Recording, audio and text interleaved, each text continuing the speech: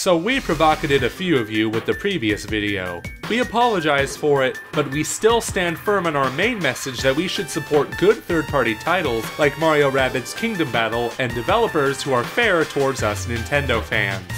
But this is not what we are here for, since this video is going to expose some of the worst dirt third parties have thrown at us in the recent years just to say that we support your system. It's time to buckle in, as this exposition of horrific third-party practices might disgust you.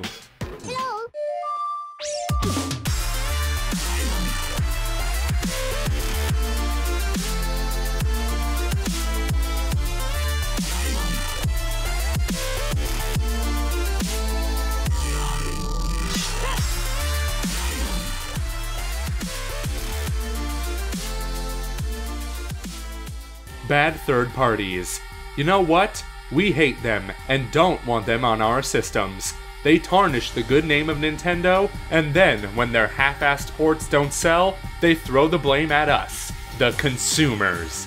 The list is unfortunately long, and its origins can, in many ways, be traced back to the shovelware era on the Wii, when most third parties dropped all their garbage products on us, expecting them to sell.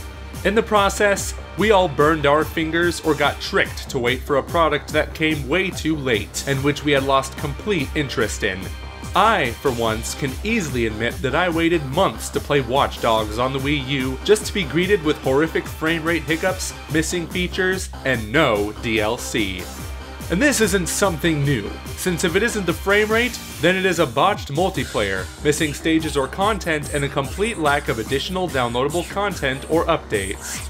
As such, it is a rare experience to buy a good third-party game on day one. And with honesty, I can say that Mario Rabbids Kingdom Battle is a breath of fresh air in an otherwise unfair pile of year-old or delayed ports that we have long ago played on other systems. We don't have to look far, as ports such as Steep, Rime, Payday 2, Dragon Quest XI, Yooka-Laylee are already out on other systems, but still nowhere to be found on the Switch. But you know what the real problem with this is? That these developers have the audacity to sell these games at full price, even though they've been out for months on other systems and severely dropped in price on said platforms. Hell, Payday 2 was free on Steam a few weeks ago. Is it then fair for Switch owners to pay full price for an old game? The answer to this question is short. No. And then, as if they've been insulted or anything, the third parties then complain that the games don't sell well. Well, from my personal experience, I can say the following. As a consumer who has worked hard to earn my money, I, at full price, demand a port that is launched at the same time as other systems, has the same single and multiplayer experience, is not full of frame rate hiccups or other technical issues, is updated at least twice to sort out game-breaking bugs and other hiccups, and grants the option to download additional downloadable content. This was not the case with Watch Dogs and Mass Effect 3 on Wii U, or Rime, Steep, and Yooka-Laylee on the Switch. And to put it frankly, if the games are pushed back for the Switch and not other systems, then it should not sell at full price, but around $30 to $40 US, as this is the real value of the game 5 to 6 months after the game first came out on PS4 and Xbox One. Don't take us wrong, there are good third-party Nintendo examples like Assassin's Creed Black Flag on the Wii U. Didn't include DLC, but was a day one port with acceptable graphical quality and features for the Wii U gamepad. But unfortunately, this is only an exception, as other games like this one are few and far between. So what is the point of this video?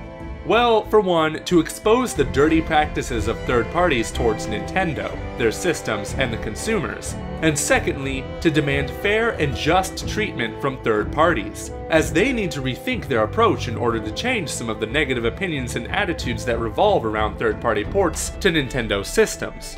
And you know what? If they can show real commitment to fix their bad reputation and start bringing non-botched ports on day one, then eventually they might convince more of us who got their fingers burned on third parties in the past to buy their games for the Switch to enjoy them on the go. Until that occurs, I will continue to enjoy Mario Rabbids Kingdom Battle and hope that this marks for the beginning of a new, healthy relationship among third parties, Nintendo, and us gamers.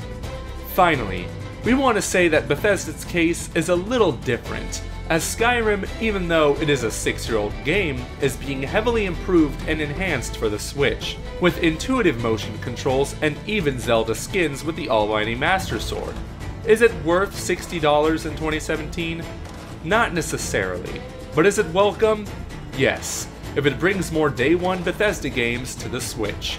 In other words, third parties need to begin to treat us fairly and give us non-botched Day 1 releases that will bring more Switch owners and cause more of us to buy on Day 1 third-party titles to our Switches instead of PS4, PC, or Xbox One due to its portability.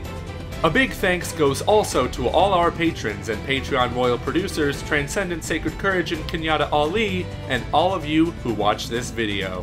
If you liked it, then please give us a like and subscribe if you are hungry for more Switch videos, which will be coming your way these next few weeks until we hopefully get a proper Nintendo Direct.